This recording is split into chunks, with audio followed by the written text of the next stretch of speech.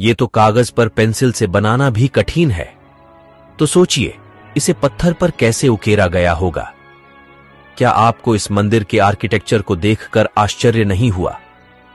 हमारे प्राचीन पूर्वज जो धोती कुर्ता पहने वाले इंजीनियर थे, वह इतने विकसित थे, तो हमें यह क्यों बताया गया कि अंग्रेज भारत आए तब हम विकसित हुए? इसे देखने के बाद भी अगर आप वामपंथी इतिहासकारों के डॉक्टर षड्यंत्रों का अंदाजा नहीं लगा पाए, तो आपका स्वाभिमान अंदर ही अंदर मृत हो रहा है। यह प्रतिमा प्राचीन मंदिर के एक स्तंभ पर निर्मित है। 0.5 मिमी व्यास से कम पतली छड़ी को इस प्रतिमा के एक कान में प्रवेश कराने पर छड़ी का दूसरा सिरा दूसरे कान से होकर बाहर निकल जाता है। क्या आप बता सकते धोती कुर्ता पहनने वाले प्राचीन इंजीनियरों ने यहाँ किस तरह की टेक्नोलॉजी का इस्तेमाल किया होगा? भारतवर्ष के हिंदू मंदिर की भव्यता देखिए। इस मंदिर की मूर्तियों और छत के अंदर जो पत्थर उपयोग किया गया है वह है बेसाल्ट, जो कि पृथ्वी पर सबसे मुश्किल पत्थरों में से एक है। इसे आज की आधुनिक डायमंड इलेक्ट्रॉन मशीन ही काट सकती है, वह भी केवल 1 इंच प्रति घंटे की दर से। अब आप सोचिए कैसे इन्होंने 900 साल पहले इस पत्थर पर इतनी बारीक कारीगरी की है। यहाँ पर एक नृत्यांगना की मूर्ति भी है जिसने हाई हील पहनी हुई है।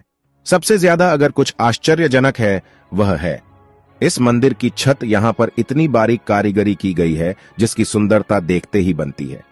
मंदिर की बाहर की तरफ जो पिलर लगे हुए हैं उन पर कारीगरी देखिए।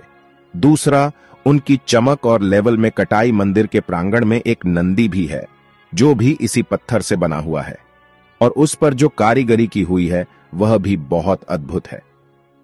ये जो फोटो आप देख रहे हो आपके स्क्रीन पर 6000 वर्ष पुराना है।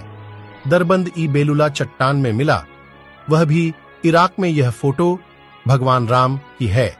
इस चित्र में एक राजा को दिखाया गया है जिसके हाथ में धनुष और तीर है। चित्र को गौर से देखिए, नीचे की तरफ जिसमें हनुमान जी की छवि दिखाई दे रही है। इतिहास में कुछ तो है जो हमसे दूर है। चेन्न केशवा मंदिर कर्नाटक प्रतिमा के हाथ और कंगन को देखिए। क्या आपको लगता है कि ऐसी फिनिशिंग और बारीक नक्काशी केवल छेनी हथौड़ी से संभव है? ठीक ऐसी ही एक प्रतिमा मंदिर के अंदर है जिसके हाथ में कंगन को आगे पीछे सरकाया जा सकता है, जबकि पूरी प्रतिमा को एक ही पत्थर से बनाया गया है ना अद्भुत?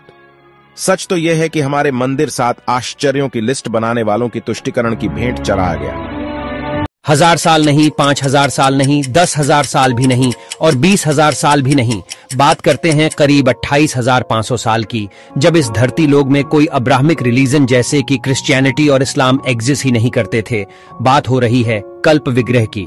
साल 1859 में नेपाल में शिव जी की एक ऐसी सॉलिड ब्रोंज से बनी मूर्ति मिलती है जिसे जब यूनिवर्सिटी ऑफ कैलिफोर्निया में रेडियो कार्बन डेटिंग की जाती है तो यह पता चलता है कि यह मूर्ति करीब 26,000 साल से 28,000 साल पुरानी हो सकती है, जो पूरे हिंदू इतिहास में धरती पर मिला सबसे पुराना लॉर्ड शिवा का आइडल था। न जाने ऐसे कई पुराने इतिहास भारत से लेकर पूरे दुनिया भर में दबे पड़े होंगे जो समय समय पर मानव को आश्चर्यचकित कर देती हैं। भारत के लोगों ने आखिरकार ये कैसे किया? भारत में है दुनिया का एकलौता ऐसा मंदिर जो सीधा नहीं बल्कि उल्टा बनाया गया है। गुजरात में एक बावरी है जो रानी उदयवती द्वारा 900 साल पहले निर्मित की गई थी। ये 100 रुपए के नोट के पीछे भी बनी हुई है, सरस्वती नदी तट पर स्थित रानी की वास में। इस मंदिर में ज्यादातर भगवान विष्णु की मूर्तियां हैं। इस बावरी को उल्टे मंदिर के रूप में बनाया गया है जो पानी की पवित्रता को उजागर करता है। अगर आप इस मंदिर को देखेंगे तो आपको उलटे लिखे पंक्तियां और 800 से अधिक मूर्तियां के साथ इस मंदिर में सारे सीढ़ियां नीचे की ओर जाते हैं। 1890 में आर्कियोलॉजिकल सर्वे ऑफ इंडिया के द्वारा इसे खोजा गया और इसे पूरा बाहर लाने में लगभग 30 साल का समय लगा। अद्भुत कैसे? इतना घर्षण रहित तो बेयरिंग लगाने पर भी न चल सकेगा।